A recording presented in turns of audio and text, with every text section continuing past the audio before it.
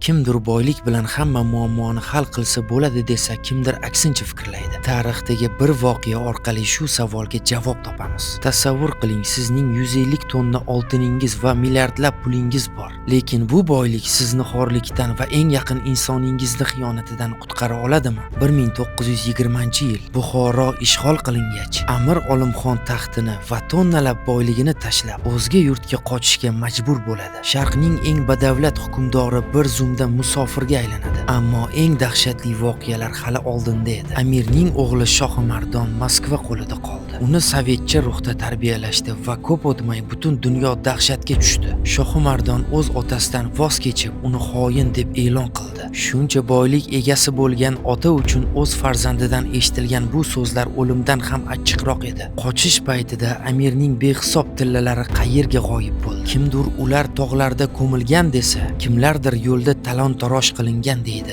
Natijada bir paytlar oltin idishlarda taom yegan podshoh Qobul bozorlarida oddiy teri sotuvchisi bo'lib, ko'r va qashshoq holda kun kechirardi. 1944-yilda Amir Olimxon vafot etdi. Uning qabr toshiga tarix uchun mana bu so'zlar muhrlandi. Vatansiz podshoh, gadoyi benavo.